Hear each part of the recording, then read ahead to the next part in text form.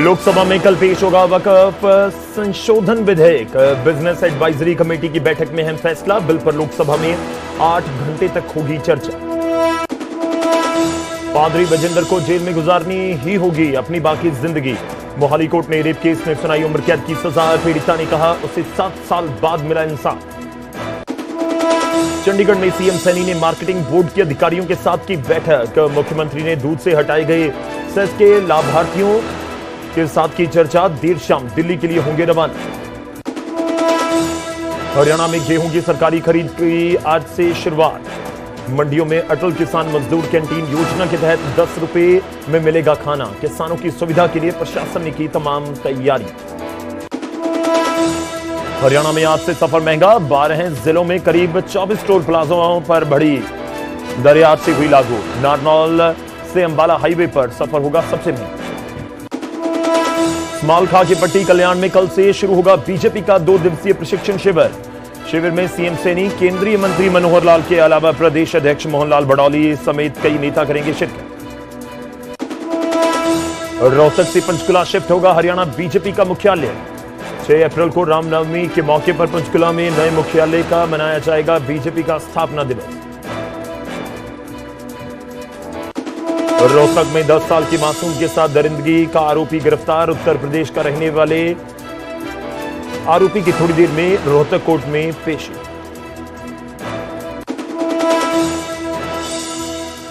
पंजाब में आवारा कुत्तों का आतंक। लुधियाना में कुत्तों ने 6 साल के बच्चे को नोच नोच कर मार डाला। बठिंडा में 70 साल के बुजुर्ग की हत्या। टोहाना में एलपीजी गैस टैंकर में शराब की तस्करी का भंडाफोड़। पंजाब से बिहार भेजी जा रही थी 40 लाख रुपए की अवैध शराब। टैंकर जब्त, ड्राइवर गिरफ्तार। चैत्र नवरात्रि के तीसरे दिन मुख्यमंत्री नायब सिंह सैनी पहुंचे प्राचीन चंडी माता मंदिर। प्रदेश की सुख समृद्धि के लिए माता से की प्रार्थना। हवन यज्ञ में भी लिया हिस्सा। चलिए अगली खबर का रुख करते हैं। कल लोकसभा में पेश किया जाएगा वक्फ संशोधन बिल। कल दोपहर 12 बजे पेश होगा वक्फ बिल। लोकसभा में बिल पर 8 घंटे तक चर्चा होगी, जो समय निश्चित कर दिया गया। विपक्ष ने 12 घंटे की चर्चा की मांग की थी। बिजनेस एडवाइजरी कमेटी में बैठक पर फैसला किया गया है। सरकार की कोशिश कल ही बिल पास करवाने की होगी। गौरतलब है कि बजट सेशन का दूसरा पड़ाव इस समय जारी है और यह पड़ाव जो 24 तारीख से शुरू हुआ और आगे चलता रहेगा 4 अप्रैल तक। दूसरा पड़ाव इनफैक्ट 11 मार्च से शुरू हो रखा है और ये 4 अप्रैल तक चलेगा बजट सत्र का दूसरा पड़ाव। और उससे पहले ही सरकार लोकसभा में इस बिल को पास करवाने की कोशिश में जरूर होगी। वक्फ बिल पेश किया जाएगा देश भर में। ये सीधे तौर पर वक्फ बिल जो वक्फ संशोधन बिल है, ये जो मुस्लिम समुदाय है उसके साथ इसको जोड़कर देखा जा रहा है। बहुत सारी इसमें जो प्रावधान है वो रखे गए हैं, जिसको लेकर रोष भी है। आपको ये भी बता दें कि ईद के मौके के ऊपर बहुत सारी जगह पर जो मुस्लिम समुदाय के लोग हैं वो बाजू पर काली पट्टी बांधकर आए थे और इस बिल का विरोध किया जा रहा था। कल दोपहर 12 बजे वक्फ बिल पेश कर दिया जाएगा लोकसभा में। 8 घंटे तक चर्चा होगी और जो हमारे पास इस समय जानकारी है कि सरकार कल ही इस बिल को पास करवाने की पूरी कोशिश करेगी, कम से कम लोकसभा में। देखिए लोकसभा में नंबर पूरे हैं सरकार के पास, तो ज्यादा दिक्कत वक्फ बिल को लेकर, पास करवाने को लेकर नहीं लग रहा कि आएगी। खैर देखना होगा कि इसके ऊपर चर्चा में क्या कुछ जो है तर्क रखे जाते हैं। आपको ये भी मैं बता दूं कि वक्फ बिल जो है इसके साथ जो मुस्लिम समुदाय की जमीनें हैं या वक्फ के अधीन जो जमीनें आती हैं उनके ऊपर ये फैसले लेने के लिए बिल लाया गया है। और इस बिल में महिलाएं, मुस्लिम महिलाओं को भी इसके ट्रस्ट में शामिल करना होगा। वक्फ की जो आप कह सकते हैं कि इनको जो ऑपरेट करते हैं उनमें, और बहुत सारी इसमें प्रावधान रखे गए हैं जिसको लेकर ये बिल लाया गया है। खैर देखना होगा कि क्या कुछ चर्चा है लोकसभा के अंदर पक्ष और विपक्ष की तरफ से की जाती है इस बिल के बाद। तरफ से एक पक्ष रखा कि हम वक्फ अमेंडमेंट बिल में विस्तृत रूप से चर्चा करना चाहते हैं और बिजनेस एडवाइजरी कमेटी इसमें तय करें। तो बिजनेस एडवाइजरी कमेटी में कुछ पार्टीज का मत था 6 घंटे डिस्कस होना चाहिए, कुछ का मत था 4 घंटे, और ज़्यादातर अपोजिशन पार्टी के लोग 12 घंटे का मांग किया, तब बीच में 8 घंटे का चर्चा का समय तय किया गया और ये भी स्पीकर साहब ने कहा कि 8 घंटे चर्चा का समय दिया है जिसको बढ़ाया जा सकता है, लेकिन हाउस का सेंस लेकर के। चर्चा तो हमेशा ऐसे होते हैं जब आप टाइम तय करते हैं तो अगर हाउस को लगे कि डिस्कशन का समय को बढ़ाना चाहिए तो समय को बढ़ाया जाता है, एक्सटेंड किया जा सकता है। लेकिन अगर बहाना बना करके अब चर्चा में हिस्सा नहीं लेना चाहता है और बहाना बना करके वॉकआउट करने का कोई कदम उठाते हैं तो मैं रोक नहीं सकता हूं उसको। हम तो चर्चा चाहते हैं। तो चर्चा, सरकार की तरफ से यह तर्क दिया जा रहा है कि हम तो चर्चा चाहते हैं। 8 घंटे का समय होगा लोकसभा में जब पक्ष विपक्ष दोनों की तरफ से चर्चा की जाएगी। वहीं वक्फ बिल पेश करने से पहले एक बड़ी बैठक भी बुलाई गई। जेडीयू के 2 सांसदों के साथ अमित शाह की बैठक, ललन सिंह और संजय झा के साथ अमित शाह की बैठक। आपको बता दें कि संसद भवन में ही बैठक हो रही है और जो भी सहयोगी पार्टियां, देखिए 240 का आंकड़ा इस समय बीजेपी के पास है लोकसभा के अंदर, जो 2024 के चुनाव के बाद सीटें जीती उतना ही नंबर। लेकिन अगर एनडीए की बात करें तो एनडीए के पास नंबर पूरे हैं, उसमें कोई दिक्कत नहीं होगी। लेकिन इस बीच सवाल यह भी है कि जो सहयोगी दल हैं क्या उनका भी साथ उस तरीके से मिलेगा। तो इसीलिए आप कह सकते हैं कि बिल पेश करने से पहले जो सहयोगी दल हैं, जेडीयू है और नीतीश कुमार की पार्टी, उनके साथ मंथन करने की इस समय जरूर कोशिश हो रही है ताकि उनका भी मान मनोबल कर दिया जाए, ताकि जब लोकसभा में पेश किया जाए तो उस समय कोई दिक्कत ना हो। और काबिल गौर यह भी है कि अगर कल ही पास करवाना चाहती है सरकार इस बिल को लोकसभा में, तो फिर एक तरह से व्हिप भी जारी कर दिया जाएगा कि आप सभी वहां पर मौजूद रहिए। सभी पार्टियां लगभग कर देती हैं इस तरह से।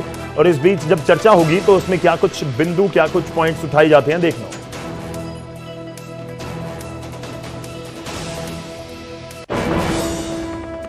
अगली खबर का रुख करते हैं। यह खबर जुड़ी है पास्टर बजिंदर सिंह के साथ। ये पंजाब में बहुत सक्रिय हैं, लेकिन अब जेल सलाखों के पीछे इनको रहना होगा क्योंकि उम्र कैद की सजा इनको सुना दी गई है रेप केस में। जी हां, 2018 के बलात्कार के मामले में पास्टर को उम्र कैद की सजा मोहाली की अदालत की तरफ से, पंजाब मोहाली की अदालत की तरफ से सजा सुनाई गई है। पास्टर बजिंदर पर 2 लाख रुपए का जुर्माना भी लगाया गया है। जीरकपुर की एक महिला की तरफ से 23 अप्रैल 2018 को एक मामला दर्ज करवाया गया और 2018 से ये पूरा मामला आगे बढ़ रहा था और लगभग 7 साल लगे इस मामले में सजा तक पहुंचने में। 2018 में पास्टर पर यह केस दर्ज हुआ था। रहम की अपील करता हुआ पास्टर वहां पर नजर आया जज के सामने और जो तर्क हैं वो दिए गए कि मेरे छोटे बच्चे हैं, पत्नी बीमार है, मेरी टांग में रॉड डली हुई है, बहुत दिक्कत में हूं, इसलिए आप थोड़ा रहम कीजिए, दया कीजिए। तो दया की भीख मांग रहा था पास्टर बजिंदर सिंह, लेकिन अदालत की तरफ से उम्र कैद की सजा सुना दी गई है। 7 साल बाद इस पूरे मामले में फैसला आया इन्वेस्टिगेशन के बाद। और पास्टर बजिंदर को जिस दिन 29 तारीख को, जिस दिन पास्टर बजिंदर को दोषी करार दिया गया था अदालत की तरफ से, उस दिन ही गिरफ्तार कर लिया गया था और पुलिस की तरफ से अदालत में लाया गया बजिंदर सिंह को। और अदालत में जो सुनवाई हुई, क्योंकि पहले ही 1 तारीख का दिन मुकर्रर कर दिया गया था कि 1 तारीख को सजा का ऐलान किया जाएगा और सजा सुना दी गई है उम्र कैद, 2 लाख रुपए जुर्माना। 7 ਸਾਲ ਤੋਂ ਦੱਬਿਆ ਹੋਇਆ ਸੀ ਜੋ ਸਾਡੇ ਅੱਜ ਵਕੀਲ ਸਾਹਿਬ ਅਨਿਲ ਸਾਗਰ ਜੀ ਔਰ ਸੁਮਿਤ ਸਾਨੀ ਜੀ ਔਰ ਮੋਹਿਤ ਸਰ ਨੇ ਇਸ ਕੇਸ ਵਿੱਚ ਜਾਨ ਪਾਈ। ਮੈਂ ਸਾਰਿਆਂ ਦਾ ਬਹੁਤ ਬਹੁਤ ਧੰਨਵਾਦ ਕਰਨਾ ਚਾਹੁੰਦਾ ਜਿਨ੍ਹਾਂ ਨਾਲ ਗਲਤ ਹੋਇਆ, ਜਿਹੜੀਆਂ ਅੰਦਰ ਫਸੀਆਂ ਵੀ ਹੋਈਆਂ, ਕੁਝ ਤਾਂ ਨਿਕਲ ਆਈਆਂ, ਕੁਝ ਅੰਦਰ ਨੇ, ਕੁਝ ਜੋ ਲੜਕਿਆਂ ਨਾਲ ਵੀ ਗਲਤ ਹੋਇਆ, ਜੋ ਲੋਕਾਂ ਦਾ ਕੋਈ ਪੈਸਿਆਂ ਦਾ ਲੈਣ ਦੇਣ ਉਹ ਵੀ ਗਲਤ ਹੋਇਆ। ਉਹ ਮੈਂ ਚਾਹੁੰਦੀ ਹਾਂ ਸਾਰੇ ਬਾਹਰ ਨਿਕਲ ਕੇ ਆਓ। ਅਜੇ ਤੱਕ ਇਹਦਾ ਕਾਲਾ ਚਿੱਟਾ ਖੁੱਲ੍ਹਣਾ ਬਹੁਤ ਹੋਰ ਵੀ ਜ਼ਿਆਦਾ ਜ਼ਰੂਰੀ ਹੈ। ਅੱਜ ਤੱਥ ਰੱਖਣ ਦਾ ਕੋਈ ਸਮਾਂ ਨਹੀਂ ਸੀ ਕਿਉਂਕਿ ਅੱਜ ਸਿਰਫ ਪ੍ਰਨਾਉਂਸਮੈਂਟ ਸੀ ਤੇ ਪ੍ਰਨਾਉਂਸਮੈਂਟ ਜਿਹੜੀ ਹੈ ਜੱਜ ਸਾਹਿਬ ਨੇ ਲਾਈਫ ਇੰਪ੍ਰਿਜ਼ਨਮੈਂਟ ਕਰਤੀ ਹੋਈ ਹੈ, ਜਿਹੜੀ ਆਜੀਵਨ ਸਜ਼ਾ till last breath he has to stay behind the bar. ਕਿਉਂਕਿ ਉਹਨਾਂ ਦੇ ਵੱਲੋਂ ਵੀ ਕਿਹਾ ਗਿਆ ਸੀ ਦਇਆ ਦੀ ਜਿਹੜੀ ਹੋਗੀ ਕੀਤੀ ਗਈ ਸੀ। ਹੋਪਲੀ ਉਹਨਾਂ ਵੱਲੋਂ ਸੀ ਕਿ ਮੇਰੀ ਵਾਈਫ ਬਿਮਾਰ ਹੈ, ਮੇਰੀ ਲੱਤ 'ਚ ਰੋਡ ਪਈ ਹੋਈ ਹੈ, ਮੇਰੇ ਛੋਟੇ ਬੱਚੇ ਨੇ, ਬਟ ਕੋਰਟ ਨੇ ਬਿਲਕੁਲ ਸਹੀ ਫੈਸਲਾ ਲਿਆ ਹੈ ਤੇ ਲਾਈਫ ਇੰਪ੍ਰਿਜ਼ਨਮੈਂਟ ਕਰਤੀ। ਕਿਹੜੇ ਸੈਕਸ਼ਨ ਦੇ ਤਹਿਤ ਇਹ ਜਿਹੜੀ ਉਮਰ ਕੈਦ ਟਿਲ ਡੈਥ? ਹਾਂ, ਟਿਲ ਡੈਥ ਹੈ। ਇਸ ਤੋਂ ਵੱਡੀ ਹੋਰ ਕੋਈ ਸਜ਼ਾ ਹੋ ਨਹੀਂ ਸਕਦੀ ਹੈ। ਤੇ 376(2)(N ਯਾਨੀ ਕਿ ਰਿਪੀਟਡ ਐਕਟ ਆਫ ਰੇਪ ਤੇ 323 ਤੇ 506 ਵਿੱਚ ਵੀ ਹੈ ਸਜ਼ਾ ਸੁਣਾਈ ਗਈ। 376(2)(N ਦੇ ਵਿੱਚ ਉਮਰ ਕੈਦ ਦੀ ਸਜ਼ਾ ਸੁਣਾਈ ਗਈ। ਸਰ ਟੈਕਨੀਕਲੀ ਗਰਾਊਂਡ ਦੀ ਅਸੀਂ ਗੱਲ ਕਰੀਏ, ਜਿੱਦਾਂ ਤੁਸੀਂ ਦੱਸਿਆ ਕਿਹੜੇ ਤੱਥ ਜਿਹੜੇ ਹੈਗੇ ਰੱਖੇ ਗਏ ਸੀ ਤੁਹਾਡੇ ਵੱਲੋਂ ਵੀ ਤੇ ਉਹਨਾਂ ਅੱਜ ਕੁਐਂਟਮ ਤੇ ਸੀਗੀ ਜੀ ਡਿਫੈਂਸ ਵੱਲੋਂ ਇਹ ਆਰਗੂਮੈਂਟ ਸੀ ਕਿ ਉਸ ਦੀ ਫਸਟ ਕਨਵਿਕਸ਼ਨ ਹੈ ਹੀ ਇਜ਼ ਜਸਟ 42 ਔਰ 44 ਇਅਰਸ 올ਡ ਤਿੰਨੋਂ ਦੇ ਬੱਚੇ ਨੇ ਦੋ ਬੱਚੀਆਂ ਨੇ ਰਹਿਮ ਦੀ ਅਪੀਲ ਕੀਤੀ ਗਈ ਸੀ ਕਿ ਮਿਨੀਮਮ ਸਜ਼ਾ ਕੀਤੀ ਜਾਵੇ ਬਟ ਮਾਨਯੋਗ ਅਦਾਲਤ ਨੇ ਸਾਰੇ ਤੱਥਾਂ ਨੂੰ ਵਿਚਾਰਦੇ ਹੋਏ ਜੋ ਹੈ ਉਮਰ ਕੈਦ ਦੀ ਸਜ਼ਾ तो उम्र कैद की सजा सुनाई गई है पास्टर बजेंद्र को। आगे बढ़ते हैं, अगली खबर का रुख करेंगे। चंडीगढ़ से खबर है, कैबिनेट मंत्री अनिल विज की तरफ से एक बड़ी स्टेटमेंट दी गई है। अनिल विज की तरफ से विनेश फोगाट को नसीहत दी गई। देखिए, विनेश फोगाट की तरफ से जो बयान दिया गया उसके बाद बीजेपी की तरफ से लगातार स्टेटमेंट्स आ रही हैं, बयान आ रहे हैं और अनिल विज ने कहा कि खेल में राजनीति नहीं करने की नसीहत दी अनिल विज ने और कहा कि राजनीति हमें करने दो, खेल में राजनीति ना करो। दरअसल हुआ क्या है, दरअसल पेरिस ओलंपिक्स में फाइनल बाउट तक पहुंची थी 50 किलोग्राम भार वर्ग के मुकाबले में रेसलिंग में विनेश फोगाट, लेकिन 100 ग्राम वजन ज्यादा था उनका।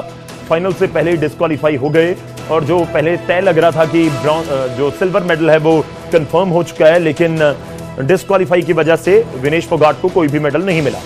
और उसके बाद पूरे भारत में इसको लेकर विनेश फोगाट के प्रति एक हमदर्दी थी और इस बीच हरियाणा सरकार की तरफ से ऐलान किया गया कि विनेश फोगाट को चैंपियन की तरह ही ट्रीट किया जाएगा। बेशक उनकी तरफ से कोई मेडल डिस्क्वालीफाई होने की वजह से नहीं जीत पाई और यह भी कहा गया था कि सिल्वर मेडलिस्ट की तरह ही उनको ट्रीट किया जाएगा। और थोड़े दिन पहले विनेश फोगाट की तरफ से सरकार के सामने सवाल उठाया गया कि आपने कहा था कि चैंपियन बेटी की तरह ट्रीट करेंगे, लेकिन अभी तक उनको जो भी मेडलिस्ट को सुविधा मिलती है आपने नहीं दी। तो फिर सरकार ने 3 विकल्प दिए विनेश फोगाट को कि या तो आप 4 करोड़ रुपए ले लीजिए, या फिर आप सरकारी नौकरी ले लीजिए, या फिर आप एक प्लॉट ले लीजिए। प्लॉट की कोई जगह बताई गई थी। और इस बीच योगेश्वर दत्त की एक स्टेटमेंट आती है। योगेश्वर दत्त बोलते हैं कि पहले तो आप बोल रही थी कि मुंह पर मारती हूं ऐसे इनाम, तो अब क्यों गिड़गिड़ा रही हैं।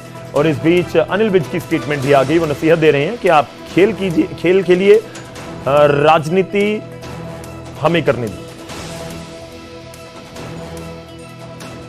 देखिए, ऐसा है, मैंने हमेशा खिलाड़ियों को कहा है कि राजनीति हमारा विषय है, हमें ही करने दो, खेल में राजनीति मत करो।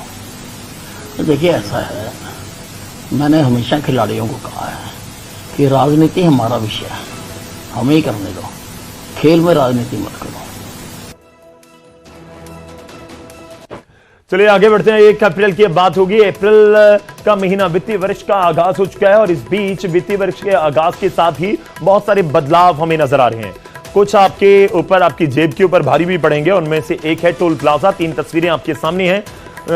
आज से हरियाणा में हाईवे पर सफर करना महंगा हो गया। इनफैक्ट हरियाणा में जाइए या फिर आप किसी अन्य राज्य में जाइए तो 1 अप्रैल से जो बढ़ा हुआ टोल है आपको देना होगा। National highway authority of India यानी NHAI ने टोल टैक्स दरों में बढ़ोतरी का ऐलान किया, घोषणा की, जो आज से लागू हो चुकी हैं। 12 जिलों में करीब 24 टोल प्लाजा पर बढ़ी हुई दरें आज से लागू हो गई।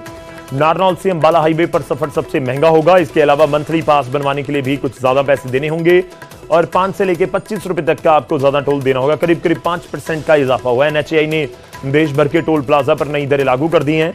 5% को बढ़ाया गया है। अच्छा, जिन टोल प्लाजा के ऊपर 5% बढ़ाने के बाद 5 रुपए नहीं होते तो मिनिमम 5 रुपए, जो हमारे पास जानकारी है कि मिनिमम 5 रुपए तो हर टोल प्लाजा पर आपको बढ़े हुए मिलेंगे।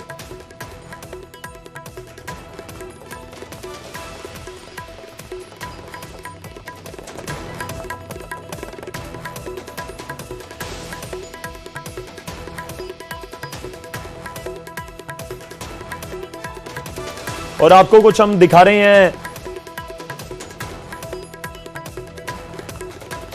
हाईवे पर आना जाना किस तरह से महंगा होगा, वो भी आपको दिखाने की कोशिश कर रहे हैं ग्राफिक्स के जरिए। 5% का जो मैं जिक्र कर रहा था कि इजाफा होगा हाईवे पर आना जाना जो महंगा हुआ है। आपको बता दें कि ये फतेहाबाद टोल प्लाजा की तस्वीर है। इसमें 4 से 6 XL, HCM, AME, ये जो सब गाड़ियां हैं उनके, मैं सीधा कार के ऊपर थोड़ा सा फोकस करूंगा कि कार के ऊपर किस तरह से असर नजर आए। अगर आप कार जीप से जा रहे हैं, पहले 85 रुपए देते थे, अब 90 रुपए देने होंगे। 130 देते थे रिटर्न, तो 135 देने होंगे। अगर उससे बड़ी गाड़ी आपके पास है तो 140 दे रहे थे, वो भी बढ़ के अब और जो हो गए 145 रुपए हो चुके हैं। यानी 5 रुपए ही इजाफा है। लेकिन आप 5% के हिसाब से सोचिए कि मिनिमम आपको 5 रुपए ज्यादा देने होंगे। 5% ये रेट बढ़ा है। तो ये हाईवे पर आना जाना जो महंगा हुआ है उसमें कुछ जो बढ़ोतरी हुई है उसके हम आपको रेट दिखा रहे हैं। चलिए आगे खबरों का और रुख करेंगे।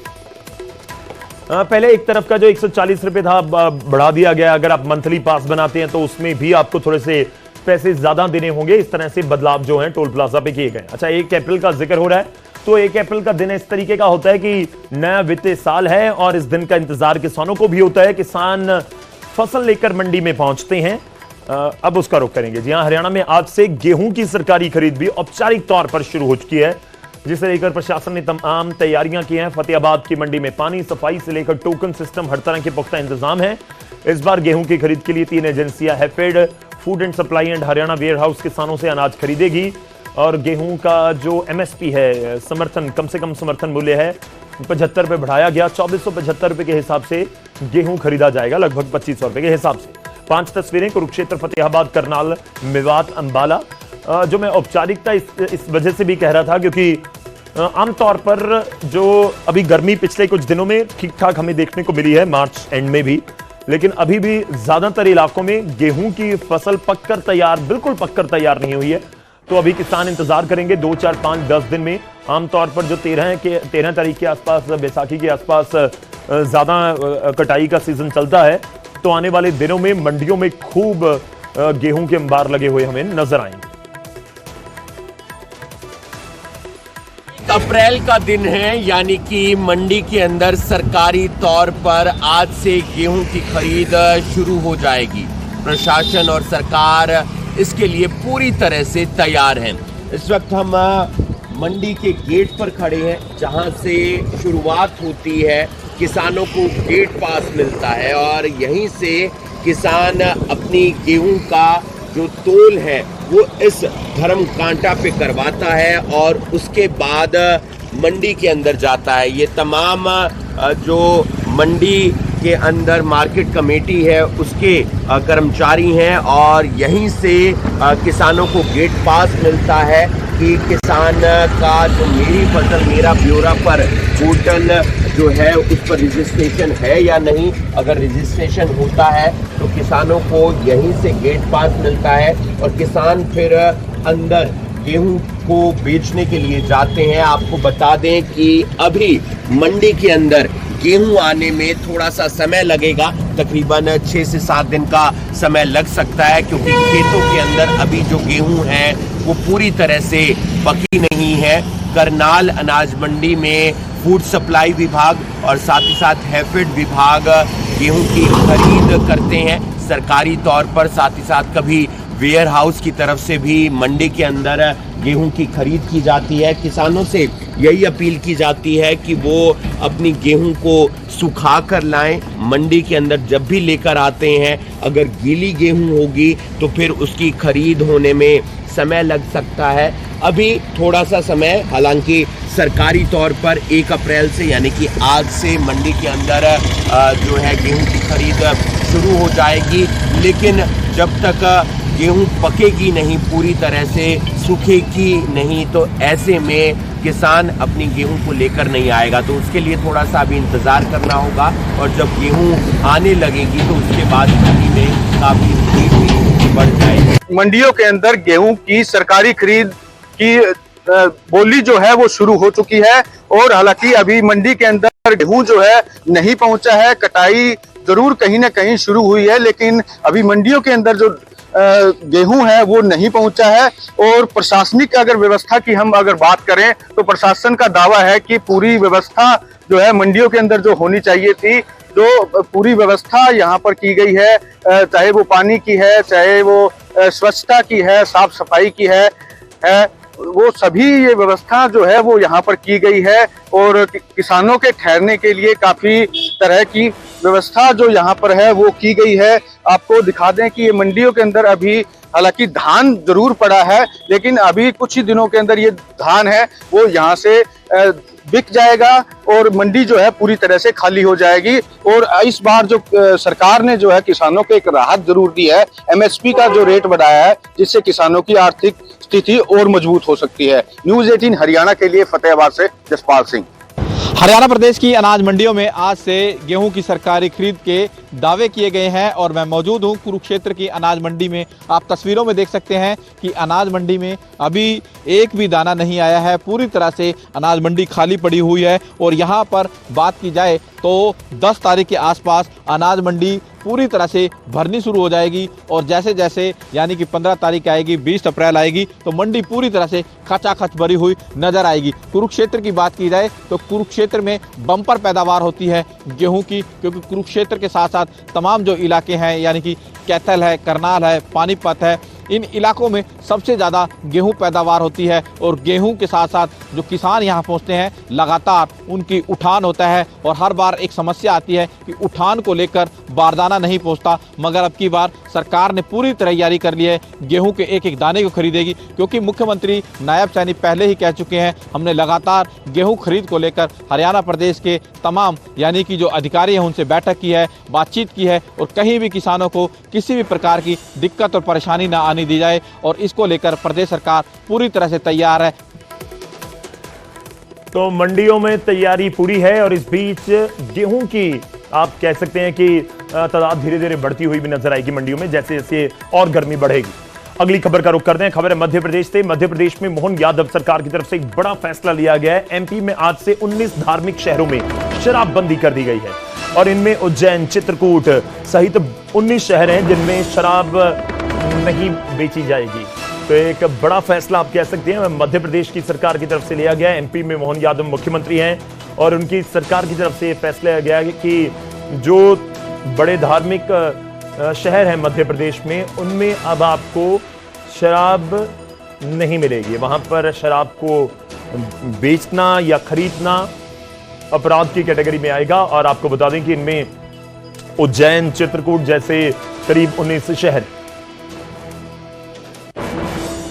की नगरी में हमने जब कैबिनेट की थी तब हमने निर्णय किया था कि हमारे धार्मिक शहरों में जो विसंगतियां थी, जैसे उदाहरण के लिए बाबा महाकाल की नगरी में 1 किलोमीटर तक शराबबंदी थी, बाद में ओपन थी। तो हमने कहा या तो एक पूरी नगर सीमा में होना चाहिए या फिर नहीं होना चाहिए। ऐसे कई नगरों में तो हमने कहा था जो धार्मिक नगर पूर्णतः इनके अंदर शराबबंदी करें और इसीलिए उसका दायरा खोलते हुए जो नगर परिषद है नगर परिषद एरिया के बाहर, जो नगर निगम है तो नगर निगम के बाहर, जो नगर पंचायत नगर पालिका है उनके एरिया के बाहर, और खासकर दतिया, ओरछा, पन्ना, उज्जैन, महेश्वर, मंडलेश्वर, ओंकारेश्वर, कटनी, मैहर की माता